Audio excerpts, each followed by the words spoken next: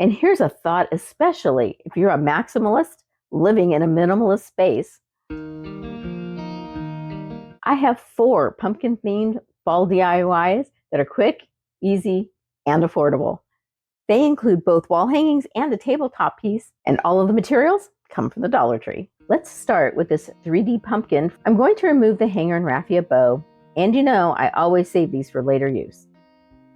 I'm going to start with the stem and use this technique that I used on a project last year, where you apply a thick coat of paint and then drag a toothpick through it to give it a woody texture. If you use this technique, I think it works better to lay down a regular coat, let it dry, and then do the thick coat. That way the light color of the wood doesn't show through.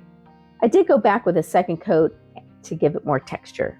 Now I have a plan for the raised sections, but paint them brown to provide a background. I then add orange paint to the brown paint for the areas around the raised pieces. It took a few tries to get the color I wanted. I definitely wanted orange, but definitely not bright orange. And I'm okay with the brown streaks and uneven coloring. I purposely did not completely mix the paints thoroughly so that I'd have some variation in the colors.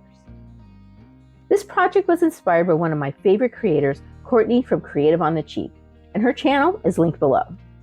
A trick I learned from Courtney is to create a pattern by pressing the edges of the raised shape onto regular paper.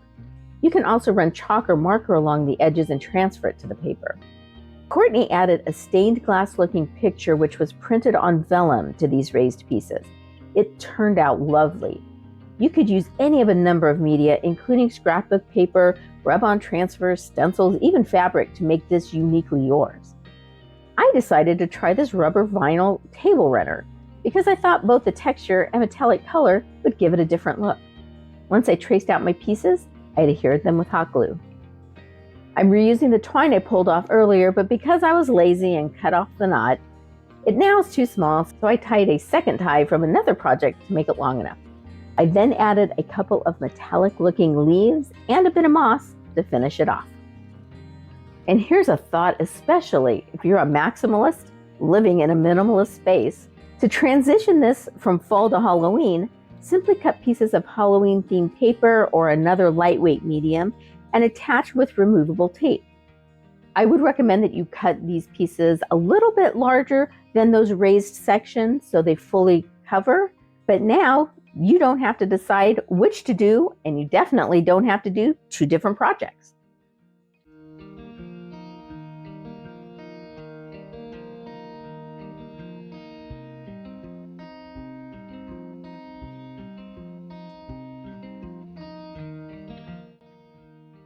I've seen a few creators making this super easy fall pumpkin, and I knew I had to give it a try.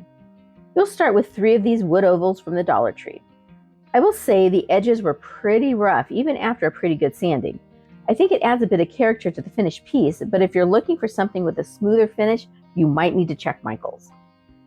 I painted each piece with orange paint that I darkened with some brown.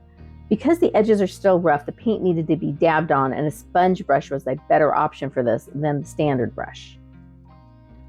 Once the orange paint was dry, I dry brushed some brown metallic paint around the edge to give it some dimension. I also did some curved lines to mimic the texture of a pumpkin, but I was unsure of my skill here, so those lines are very light. Now for the stem, I glued together 2 puzzle blocks, and then I painted it brown and added some brown glitter paint for a bit of sparkle. One of my oval pieces had a more noticeable grain, so I chose that one for the top piece. I glued together the other 2 pieces, using a piece of wood to keep them straight and even. I then added the third piece on top. Next was gluing on the stem, and the finishing touches were to add a twisted wire and some leaves.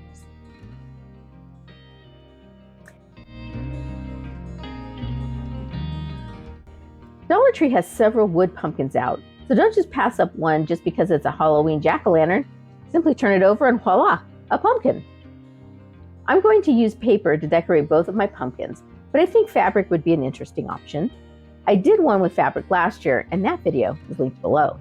I just love this fall saying, "Oh my gourd, it's fall." I don't know why it cracks me up so much. So I used my digital scrapbooking program to create the background, wording, and embellishments for one pumpkin. For the second pumpkin, I simply chose a digital paper that matched the colors I wanted. If you don't have a scrapbooking program, scrapbooking paper will work just as well.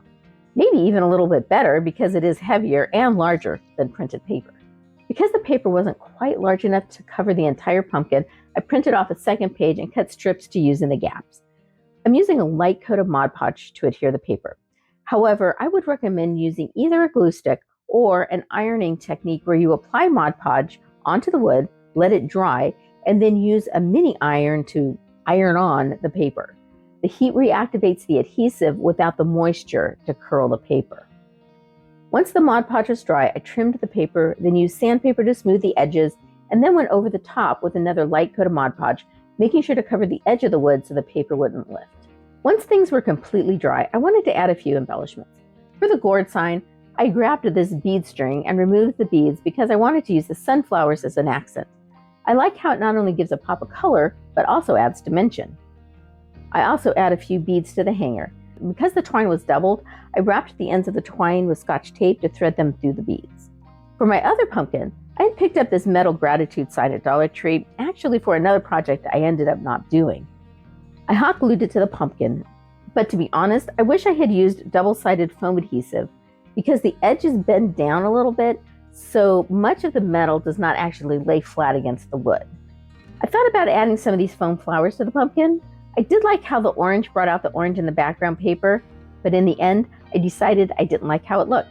I kept it simple by just adding a few beads to the twine hanger as a finishing touch. If you thought this was a quality video, I hope that you'll check out these fall decor DIY videos. And thanks so much for watching. I hope that you have a quality day.